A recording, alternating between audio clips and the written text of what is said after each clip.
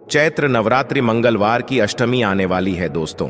इसी दिन किया जाने वाला पंडित जी द्वारा बताया गया 5 कनीर के फूल वाला उपाय आप लोगों को जरूर करना चाहिए, क्योंकि दोस्तों ये एक ऐसा उपाय है जो कि इस उपाय को करने के बाद दोस्तों आपको पूरे साल कोई और उपाय को करने की जरूरत नहीं है, क्योंकि सबसे बड़ा और सबसे नया यह उपाय पंडित जी ने अपनी अभी की सीहोर की कथा में ही बताया है। मैं जिस उपाय को आज हम आपको बहुत अच्छे से समझाने वाले हैं, इस वीडियो को देखने के बाद इस उपाय को समझने के लिए आपको कोई और वीडियो को देखने की जरूरत नहीं पड़ेगी।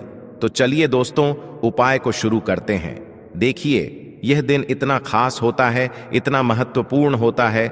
देखा गया है कभी कभी बड़े बड़े पूजा पाठ अनुष्ठान से जो मनोकामना पूर्ण नहीं होती है, वह चैत्र नवरात्रि का अष्टमी के दिन एक छोटे से उपाय करने से ही आपकी मनोकामना पूर्ण हो जाती है। और बहुत सारे लोगों ने इस उपाय को किया भी है और उनको इस उपाय को करने का फल भी जरूर मिला है। अगर आप लोग भी इस उपाय को चैत्र नवरात्रि अष्टमी के दिन करना चाहते हैं तो आप इस उपाय को पहले अच्छे से समझ लेना, सुन लेना, उसके बाद करना। आपको इस उपाय का फल जरूर मिलेगा। और इस उपाय को करने से आपके घर में चाहे किसी भी प्रकार की दुख और समस्या क्यों ना चल रही हो, आपको उसका कारण भी नहीं पता है कि भाई ये समस्या किस कारण से चल रही है। उसका कुछ भी कारण हो सकता है, जैसे पितृदोष हो सकता है या किसी भी तरह का मंगल दोष भी हो सकता है, और भी बहुत तरह के दोष होते हैं, कुछ भी हो सकता है। पर आपको इस उपाय को करने के लिए अपने दोष को पता लगाने की भी जरूरत नहीं है। चैत्र नवरात्रि अष्टमी के दिन इस 5 कनीर के फूल वाला उपाय को आप लोगों को कर लेना है। दोस्तों अब हम समझते हैं इस वाले उपाय को हमें करना किस समय है।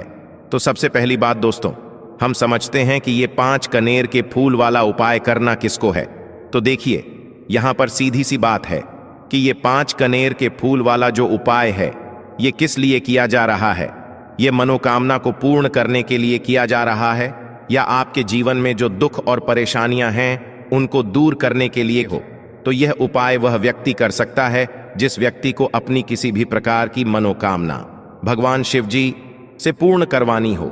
और अगर कोई भी माताएं बहनें जो है अपने घर की सुख और शांति के लिए, घर में धन समृद्धि को बढ़ाने के लिए वाला उपाय करना चाहती हैं, तो घर की जो बड़ी माताएं बहनें होंगी वह इस 5 कनेर के फूल वाले उपाय को विशेष रूप से करें, क्योंकि माताएं बहनें घर की लक्ष्मी होती हैं।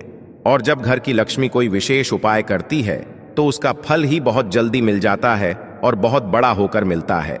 अन्यथा इस उपाय को कोई भी व्यक्ति कर सकता है, चाहे वह बड़ा हो, चाहे वो छोटा हो, चाहे वह बच्चा हो। जिस व्यक्ति को ये 5 कनेर के फूल वाला उपाय समझ आ गया, वह व्यक्ति इस 5 कनेर के फूल वाले उपाय को मंगलवार के अष्टमी के दिन जरूर करे, क्योंकि उसको इस उपाय को फल बहुत ही जल्दी मिल जाएगा। क्योंकि मंगलवार की अष्टमी के दिन भगवान शिव जी बहुत आसानी से प्रसन्न हो जाते हैं। पर किसी कारणवश अगर आप सुबह इस उपाय को न कर पाओ, आपको कहीं काम से जाना हो या किसी और काम की वजह से आप उपाय को ना कर पाओ, तो आपके पास फिर दूसरा मौका रहेगा, जो कि शाम के समय का रहेगा, प्रदोष काल का रहेगा। अब भाई प्रदोष काल का समय भी एक बहुत ही लोगों के मन में प्रश्न बन जाता है कि भाई ये समय होता कब है, कितने बजे से लेकर कितने बजे के 20 तक का यह समय होता है, ताकि हमें उपाय के लिए जो है करने का समय पता लग जाए।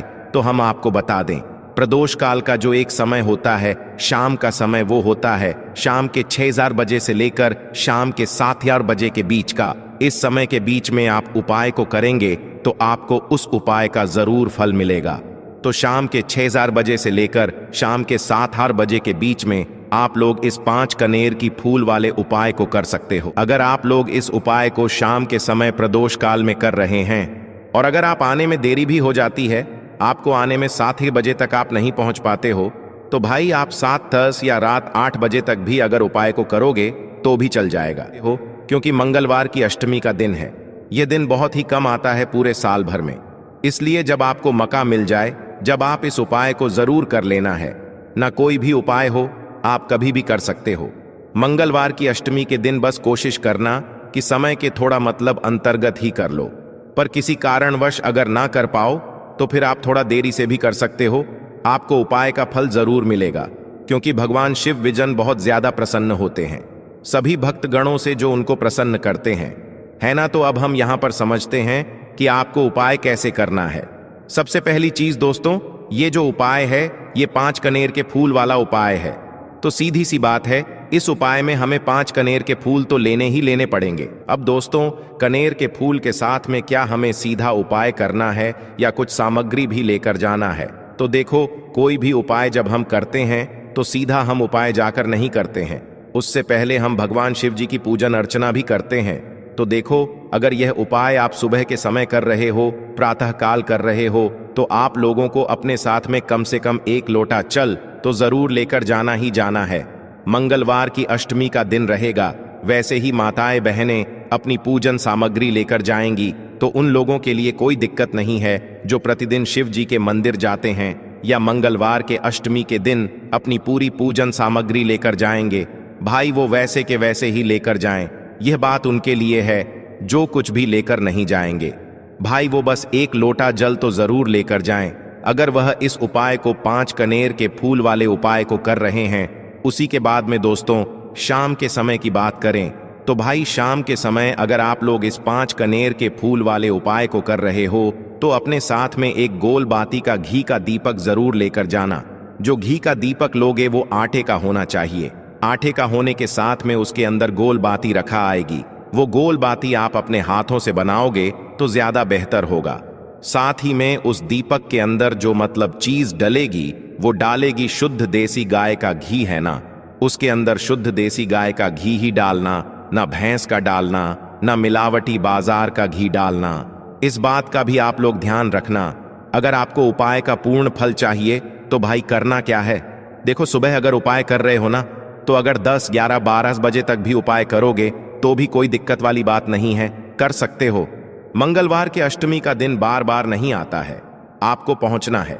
सबसे पहले तो अपने घर के पास में जो शिव मंदिर हो, शिवालय हो, जहां पर शिवलिंग विराजित हो, वहां पर आप लोगों को पहुंच जाना है।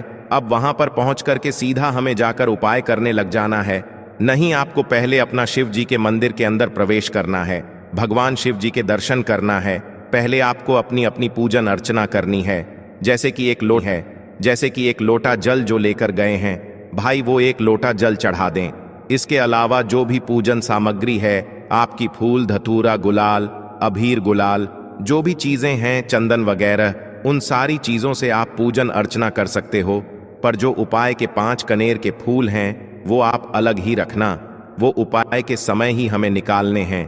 तो पहले आप अपनी पूजन अर्चना कर लेना, जैसे आप मंगलवार के दिन करते हो, मंगलवार के अष्टम के दिन करते हो, वैसे आप अपनी पूजन अर्चना कर लेना, है ना। इसी तरीके से शाम के समय है, शाम के समय जब आप अपने घर के पास में जो शिव मंदिर हो वहां पर पहुंचोगे तो पहुंचने के बाद आप पहले अपना वह घी का दीपक जलाना। अब घी का दीपक जलाने में भी इस बात का ध्यान रखना, इस घी के दीपक को आपको अपने घर से जलाकर नहीं लेकर जाना है और मंदिर में जाकर भी जलाना है। और मंदिर में जाकर जलाओगे तो उसे अपनी माचिस से ही जलाना है। अपने घर से इस दीपक को जलाने के लिए अपनी माचिस लेकर आना। अगर आपने मंदिर में किसी और की माचिस ले ली इस दीपक को जलाने के लिए, अगर आप शाम के समय इस वाले उपाय को कर रहे हो तो भाई इस उपाय को करने का फल जो है उस व्यक्ति को भी मिल जाएगा जिस व्यक्ति की आपने माचिस ली होगी। इसलिए आप अपने घर से अपनी ही माचिस लेकर जाएं। उसके बाद में दोस्तों आप लोगों को एक बात का और ध्यान रखना है कि जब आप उस दीपक को जला दो, जलाने के बाद उस दीपक से आप चाहो तो आरती भी उतार सकते हो, अन्यथा कोई दिक्कत वाली बात नहीं है। आप उस दीपक को भगवान शिव जी के इतने पास मत रखना कि भगवान शिव जी को आंच लगी।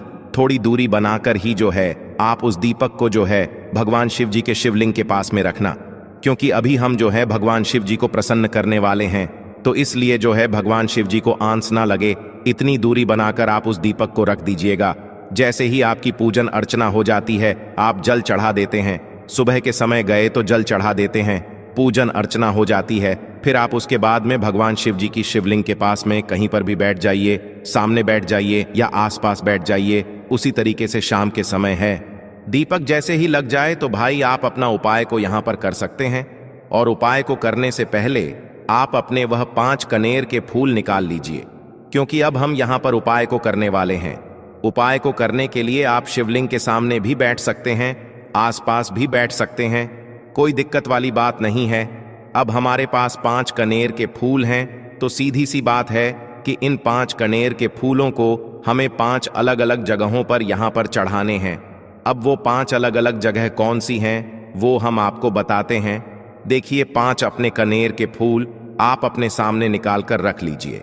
अब 5 कनेर के फूल में से सबसे पहला वाला कनेर का फूल आप लोग उठाइए और पहले वाले कनेर के फूल आपको कहाँ पर चढ़ाना है वो आपको चढ़ाना है भगवान शिव जी की शिवलिंग के ऊपर, जो गणेश जी वाला स्थान होता है वहां पर। अब भगवान शिव जी के शिवलिंग के ऊपर गणेश जी वाला स्थान कहां पर होता है? भगवान शिव जी की शिवलिंग होती है, शिवलिंग की जलाधारी होती है। जलाधारी का जो राइट हैंड साइड होगा, मतलब शिवलिंग की तरफ से खड़े होकर देखना कि भगवान शिव जी का सीधा हाथ कौन सा है, राइट हैंड साइड कौन सा है। उस राइट हैंड साइड पर आपको ये पहले नंबर का कनेर का फूल समर्पित करना है।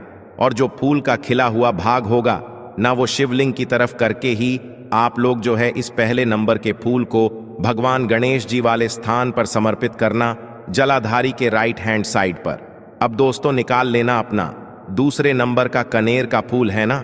अब दूसरे नंबर के कनेर के फूल को आपको कहां पर समर्पित करना है, या आपको समर्पित करना है भगवान कार्तिकेय जी वाले स्थान पर। अब गणेश जी वाला स्थान राइट हैंड साइड पर होता है, तो कार्तिकेय जी वाला स्थान लेफ्ट हैंड साइड पे होता है, जलाधारी के ऊपर है ना। तो जलाधारी के ऊपर जो लेफ्ट हैंड साइड का जो हिस्सा है वहां पर कार्तिकी जी के स्थान है।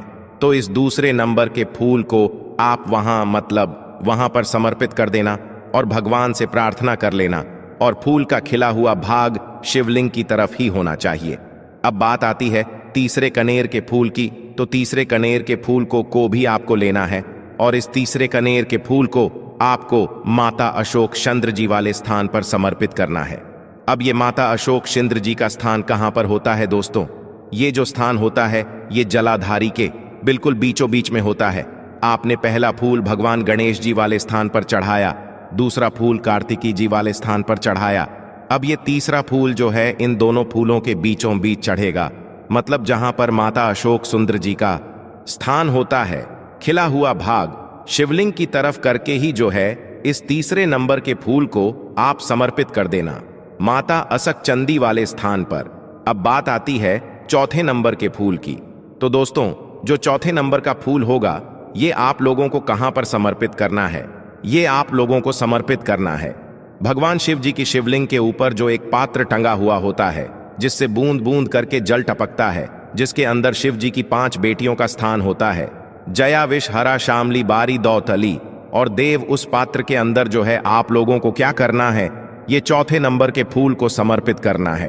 अगर किसी कारणवश आपका वह पात्र जो है शिवलिंग के ऊपर जो पात्र टंगू होता है, जिससे बूंद बूंद करके जल टपकता है, वह पात्र उपस्थित ना हो, तो आपको क्या करना है कि शिव जी की 5 बेटियों का नाम लेकर, जया विष हरा शामली बारी दौतली और देव का नाम लेकर जो है इस चौथे नंबर के फूल को आपको जलाधारी के ऊपर ही कटी शिवलिंग का जो कटी भाग होता है, मतलब जलाधारी के ऊपर ही जो भाग होता है ना, वहां पर समर्पित कर देना इस चौथे नंबर के फूल को, है ना। उसके बाद में दोस्तों बात करते हैं आखिरी नंबर के 5वें नंबर के फूल को, जो कि आखिरी फूल है हमारा। इस 5वें नंबर के फूल को आपको क्या करना है? अगर आपके मतलब जिस मंदिर में आप गए हो वहां पर अगर त्रिशूल लगा हुआ है, तो भाई त्रिशूल का एक मध्य भाग होगा जहां से वो त्रिशूल के 3 भाग निकले हुए होंगे, है ना। तो आपको वो त्रिशूल का एक मध्य भाग देख लेना है। उस मध्य भाग पर आपको इस 5वें नंबर के कनेर के फूल को छुआ है, स्पर्श कराना है, और स्पर्श कराने के बाद इस 5वें नंबर के फूल को आपको क्या करना है? भगवान शिव जी की शिवलिंग के ऊपर समर्पित कर देना है। अब दोस्तों अगर वह मतलब जो है त्रिशूल ना भी हो आपके मंदिर में उपस्थित, तो आप सीधा सीधा ये जो 5वें नंबर का कनेर का फूल है या भगवान शिव जी की शिवलिंग के ऊपर समर्पित कर देना।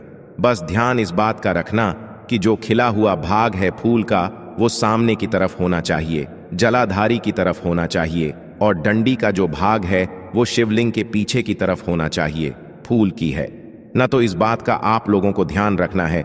जैसे ही आप लोग को ये 5 फूल समर्पित कर देते हैं, वहीं पर भगवान शिव जी के शिवलिंग के पास में बैठकर जो है हाथ जोड़कर विनती कर कर अपनी वह मनोकामना बोलना, जिस मनोकामना के लिए आप लोग ये वाला उपाय कर रहे हो, अपनी वह दुख और समस्या बोलना। अपनी किसी भी एक मनोकामना के लिए ये वाला उपाय करना। 2-3 मनोकामना एक साथ मत बोलना।